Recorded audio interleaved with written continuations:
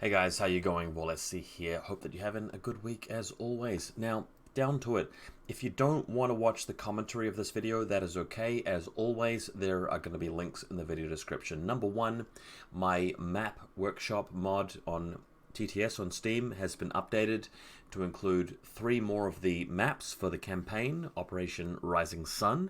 So if you're involved in the campaign and you want to see those last 3 maps that I've been working on for the last stage of the campaign, then you're welcome to download them and check them out right now. And of course, if you're not in the campaign but you like the look of the maps and you just want to play them for your own pleasure, they are available. So again, link in the video description takes you to my Mac workshop if you're not already subscribed. If you're already subscribed, just load it up and you can play on the new maps and pick them apart and talk about how you're going to defeat your opponents on them when we go into the final round of the campaign. The second link in the video description will take you to my missions page, the what do you call it? The custom missions here, where I have a brand new mission called QC Control, which will replace Tempo War. So Tempo War is still a mission you can play if you want to in your own time, but for the campaign, QC Control will be one of the missions played in the final round, and some of you will have to play on it, and the scoring has changed. There's an example bat rep on my channel as well recently where I tested the map with Badlazor, but I'll talk about this later in the video. If you just want to go ahead and read it again because you just want to just dive into the content and consume the content without hearing my commentary, that's fine. But for the rest of the video, I'm going to be talking about the new map, and I'm going to be talking about the mission, and then you can go on your merry way. So, let's go to TTS right now, and let's just get started really with this. So, as you can see, I've been building a sort of a spaceship-themed map. This is one of the new maps, and this is the one for the mission QC Control. I don't really have anything to say about the other 2 maps, which are for Recovery and Frontline. I think those maps are pretty self-explanatory, and the rules that I've already provided in my campaign document about how to play the terrain still stands, okay? But this particular map is just sort of so involved and so complicated that I'm making this video just to sort of describe how it's played. And for those people who don't really want to like listen to me talk on YouTube for ages, there is a little note card here where you can just sort of use the number pad to flip through the states of the card, and you can just read it and sort of talk to your opponent how that's going to be played. All right, so let's just dive into it. Let me just get out some models that I saved for a list recently, and we'll load them up there. And we'll grab this guy, and I don't know what's a good model to dance around the map with. We'll grab this Apsara as well, okay? Alrighty, so first part of this card says, a lot easier to watch the YouTube video that I'm making right now, and by the time this video is created and on YouTube, I will update this note card with the link, so you can come from TTS to this video, but you may just want to just read through it. So looking around the map, I've spent a lot of time on it. It looks kind of cool, and it has these floating sort of debris pieces. We're trying to imagine that this was once a fully operational space station. Something's gone wrong, and the walls are being ripped out and sucked off to space, but the station itself is still providing some measure of artificial gravity, okay? So the first thing to bear in mind is this thing called a floor hitbox. So what's happened is that there's a object here which I've created just from the objects menu and loaded in. And if we tint it, you'll see what I kind of mean by this. If I tint it blue, you've now got this blue object here, which I've simply put in there and made it invisible. So when you're moving guys around the map, note that you can't actually hit the floor of the terrain. You can only hit this thing here. So just to differentiate from my base, I'll make it red. So as you can see here, you could deploy around the back here, but we're going to bring in some rules where some models can use this hitbox here and other models can't. We're generally going to be playing it that most of your models are going to have to sort of use the terrain and the platforms, so to speak. But there is a thing here which we're going to call the floor hitbox, okay? So if you need to see where it is, you can tint it, and if you want this to go away, you right-click, color tint, choose black or whatever color, and this slider bar here is for the opacity. So you bring it right down to the bottom, hit apply, and it's gone. Then if you bring your model over here, it's floating in space, and it's like one of the things flying around the map. So you're imagining your model is in very low gravity, and it's just sort of floating through midair as it moves around, right? So I know it gets a little bit awkward sometimes, but you know, when you're actually playing the game, we've played a practice game on this map, and it was fine. Both players didn't, you know, take ages to move around. It was very straightforward once you got the hang of it. Okay. Floor hitbox continued. Models cannot deploy or end their movement on the floor hitbox. Okay, so this model here, not allowed to move off it and just live there. Okay, so you just can't do that unless they have one or more of the parachutist, combat jump, or 0G special rules. So if this app Sarah had combat jump, parachutist, or 0G, I could deploy it here. I can also move, and then later in the game I can move out into the hitbox over here, and that's a legit place for me to be. I can go prone out there, that's fine. I can keep moving around the map, and I can move over the little bridgeway here, or I can move off the bridgeway, but I can only do that if I had parachutist, combat jump, or 0G, okay? This will sometimes make them look like they're walking around an open space. They are floating and can treat the floor hitbox like a normal ground surface. Models with 0G also gain Superjump Climbing Plus on this map. So you must have 0G for that. If you have just parachutist or combat jump, you don't have the rule.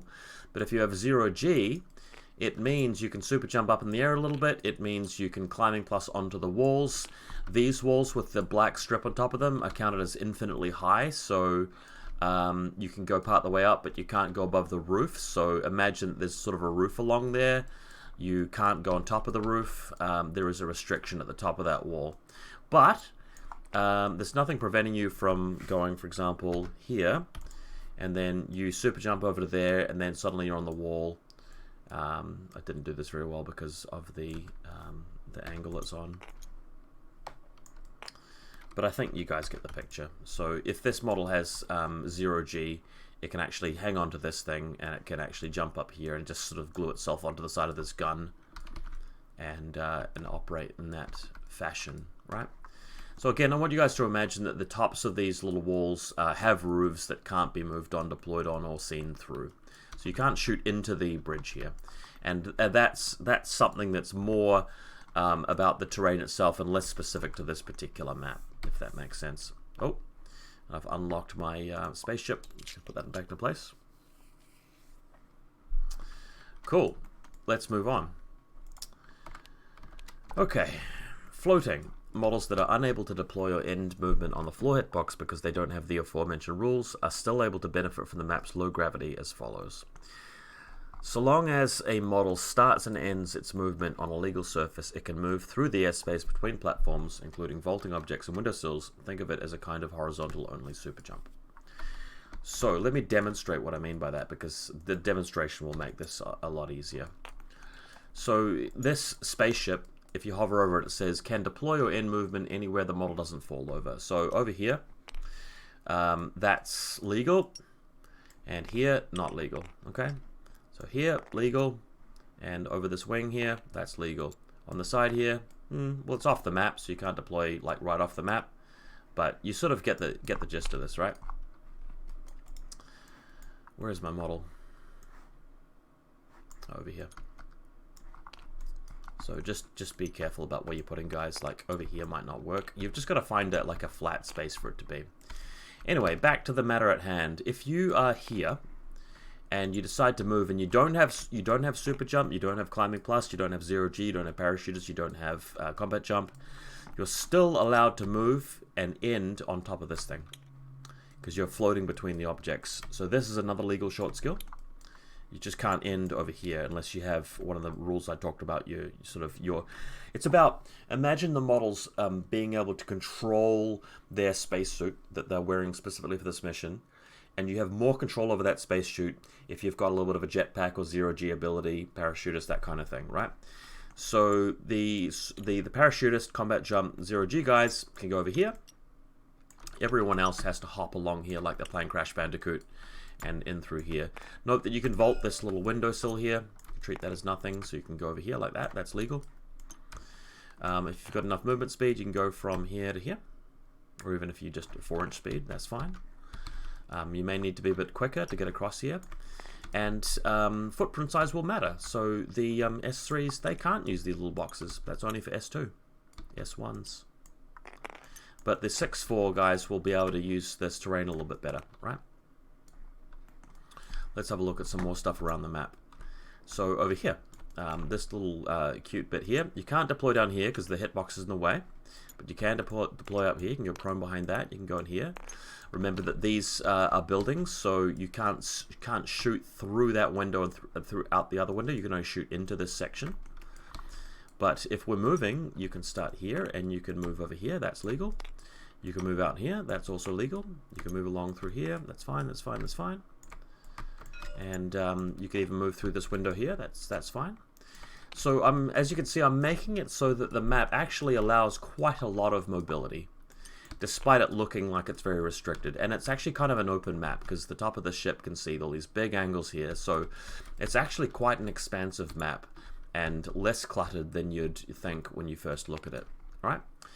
These wiry bridges here have their own hitbox collider. So where we have this thing down here, if I tint this purple, and there's another hitbox on top of this, if I color tint that blue, you can sort of see what I've done here. So this is actually a piece of terrain, this blue bit, that can be used by anything, right? So that all of the wire sections have a color tint associated with them. At least I think they do.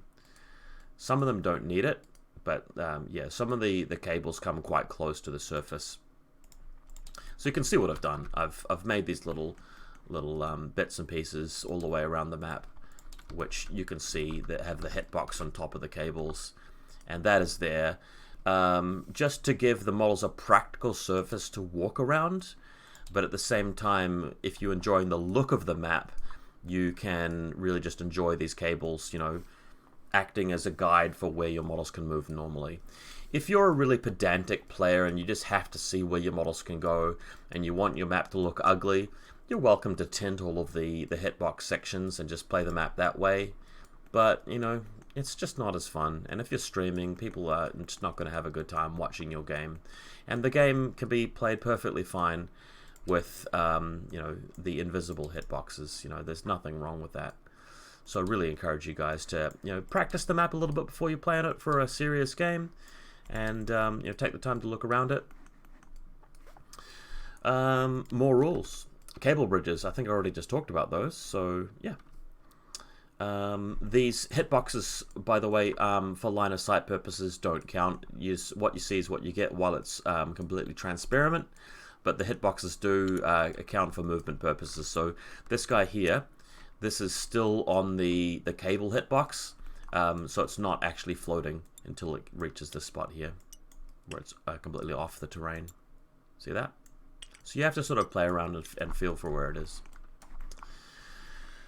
Okay, floating debris. There are some models up. There are some objects up here. You are not allowed to deploy up here. Sorry, guys. I know it would be so cool to have a sniper up top here and shooting the whole table. You're just not allowed to. Nothing that is above these wall heights here can be deployed on, and that goes for this defense cannon here. By the way, the Duroc defense cannon is really just a joke at the expense of my buddy Matt, who lost his game against Duroc the other day and then blamed my map. So I've made a Duroc defense cannon that kills Duroc automatically, but that is just a joke. It doesn't actually kill Duroc. You're still welcome to play Duroc, and of course Duroc is allowed to deploy on the edge of the table in the back in space, because he's got his special doggo spacesuit, which is intended. It's a feature of this map. Cool, so that's the floating space debris. Can't deploy on it. What else we got? Parachutist and combat jump. So as we just talked about, you are able to deploy, you know, normally on the side of the table with that ability. So if you've got a Uraziat, you can come around the back here. You're deploying in deep space, and then you're just moving on top of the actual terrain like that. And that's intended. And what we got here? Fell deployment skill. Models that must be placed in your deployment zone, but on the side of the table because they failed a roll to infiltrate, impersonate, net guard, that sort of thing, are not required to be in contact with the edge of your DZ while in this map. They can go anywhere in the DZ when the skill roll has failed in this case. Meaning that on this map, and on this map only, net rods deploy like a normal trooper, right? You fail your roll, you can put it anywhere in the deployment zone, meaning you don't really need to roll. So your net rod can just be placed, which is yet another buff to net rods and Imitrons, right? Also, if you're trying to infiltrate your DASU over their side of the table and it fails, you can't really deploy it on the side of the table because there's nowhere to put it. And for that reason, I've made the rule that you could just deploy in your deployment zone normally. There's still a risk to trying to infiltrate because you're not getting to the spot you wanted to, but the penalty is much less severe. So you're welcome to bring a lot of infiltrators, impersonators, that kind of thing to this map. I understand that helps some factions, but this is a unique map. Just deal with it. Practice as much as you can, theory it, and I think a lot of you guys will, not only will you enjoy complaining about this map, but I think you'll really enjoy planning for it and trying to think up little ways to abuse this map that your opponent might not have thought of. And I think that's what's going to make this map a fair bit of fun for this final round of the campaign. Cool, so I hope you guys enjoyed that little bit of commentary. I know that I'm going to get questions regardless, but it doesn't really matter. QC Control used to be called Tempo War, and I've changed a few things. So previously Tempo War had a phase of the game for player turn 3 and player turn 4 where you get more points. That's flattened out now where it's just 1 point at the end of every player turn except for turn 1. You can't score at the end of turn 1 because your opponent hasn't really had a chance to move on to the board and capture their own zones and set up AROs. So from turn number 2 onwards, and I'm talking about player turn 2, 3, 4, 5, and 6, not the rounds. You score 1 point at the end of the game if you have more quadrants captured. Consoles are now just a straightforward, you take it, you own it, and you can capture it back from your opponent. This scenario used to involve special consoles where the player going first goes for the one on their left that's closest, the one on their right that's furthest away. Not doing that anymore. It's just 4 consoles. They're all up for grabs, meaning that the player who's taking second turn has the chance to sweep in and grab them at the end of the game. Having said that, I've brought in the old neural net machine learning style ability mechanic, where the first game round you get +3 to do consoles, mid round nothing happens except normal rolls, and then the third game round you're at -3. So if you're leaving it to the end of the game to try and come out of the hiding, break out your camo markers and press buttons, you're going to have a slightly harder time, but it's still a powerful play. That's very important to me. I still want that to be a good thing to do that you plan for and you build a game plan around, but it's not as oppressive as a strategy. Alright, so Specialist is worth 1 point. I like that because it means that you've got to be careful about your Specialist you're moving out to grab the consoles. So you've got to balance your game plan a little bit in that regard. And also, again, because the player going second can just use the last turn of the game to grab consoles and quadrants without any pushback from their opponent in the following turn, because there is no following turn. I've also brought in the rule called Dusk, which means that you actually have to get all 4 of the sections to pick up that point for the final turn, not just a majority of them, which means you have a harder time doing it. So if you're going first this game, you stand a pretty good chance of winning just by, getting the sections in the turn where it's your turn to do it, and shooting down their specialists so they can't pick up the consoles, and generally having control of the game by the end. That's a great strategy. Going second is also very reasonable if you are a very good defender. If you've got a lot of markers, troops that are good at dodging, deployable, mines, crazy koalas, that kind of thing, hidden deployment, peripherals. If you think you can tank the damage and slow the game down and your opponent's really on even footing, by the middle of the game, you can leverage a very comfortable victory on this mission, as you should if you've outdone your opponent at that point, because you can use the last scoring turn of the game and you can recapture consoles that your opponent has taken.